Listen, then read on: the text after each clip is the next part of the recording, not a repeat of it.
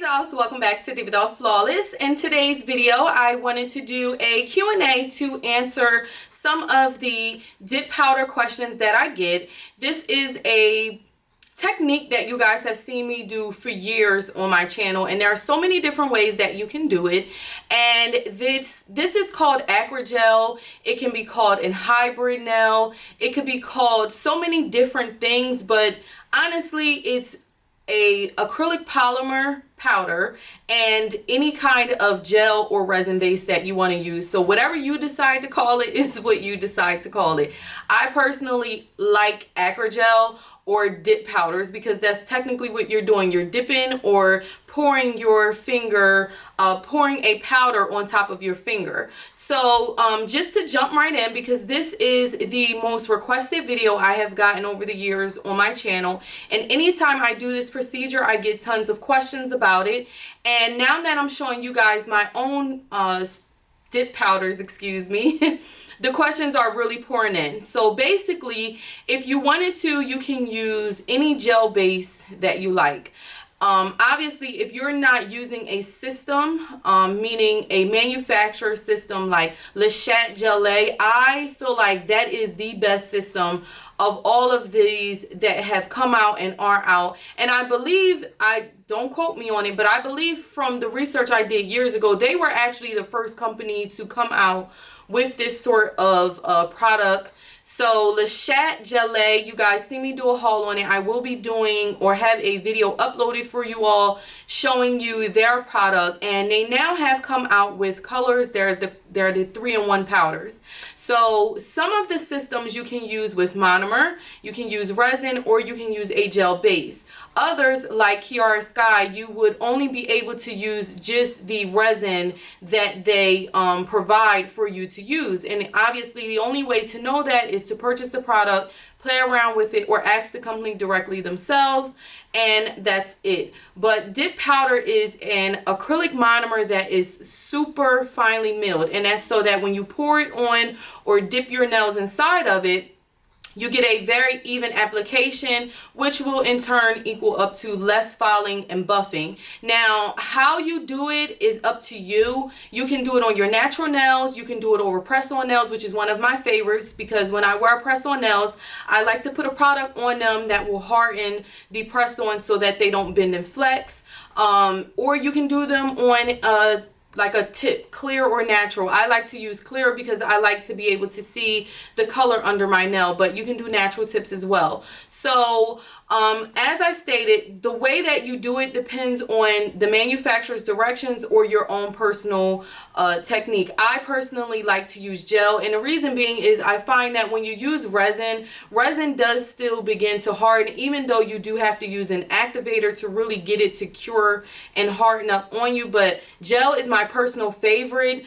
I do find that Acrygels or this dip powder technique can be strong, but medium length nails are what I would state that I feel comfortable with. Longer nails, anything past medium length, I would state you definitely want to just go ahead and use either gel or acrylic in order to make sure that your nails are really, really strong. As far as the application goes, you can do anywhere between 2 to 3 layers. I like to do 2 and then encapsulate with either a clear dip powder or a clear acrylic. Depending on what kind of clear acrylic you use, you'll get a nice clear finish. Sometimes some clear acrylics, they will leave like a grainy look, so that's why dip powders are the preferred thing. But this method can be done with regular acrylics. Anytime you guys see me do swatch videos, I did it with doing the dip powder method, even if it is on a swatch stick, because the monomer bothers me. Now, whether or not this is a bad technique, I don't know why anyone would comment and state that. Press-on nails, dip powder, acrylic gels, all of them can be bad for your nails if you do not apply them properly. But I find that I personally, from my own experience, feel that for beginners, I feel most comfortable showing you how to do dip powders because you can use it with soak off products that you can simply get off.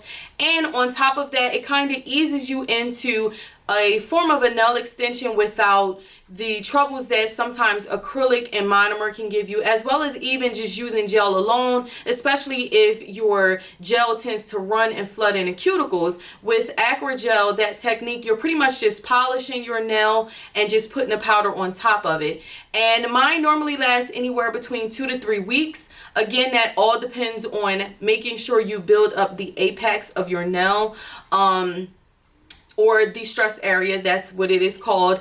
And that's pretty much it. That's all I can really think of on this. There are so many different ways that you guys are going to see me showing you how to do it. I do love to use gelish, but if I had to hands down recommend a dip powder system, it would be the Lechat Gelee. That's the one you guys always hear me rave about as far as their cleanser. I haven't done that many tutorials on it, but I always use it since I've purchased it, last year with their lamp. So you are going to see me do a tutorial on it.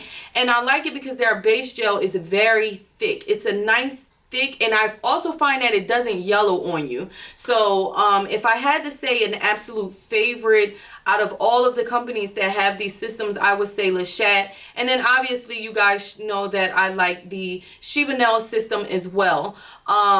I just personally favor this system a lot. I am on here really to teach the everyday woman how to do their nails. I'm not on here trying to teach professionals, because that's what they go to school and that's what they pay for their continued education courses for. So I personally think for at-home mothers or the everyday woman who wants to have a extension that they can do at home without that smell, Acrygels and dip powders are the way to go. I know it's not something that everyone agrees on, and that's fine and that's okay, but obviously I'm showing something that I favor to help others that may do the same. So if you guys have any other questions, please be sure to leave them below.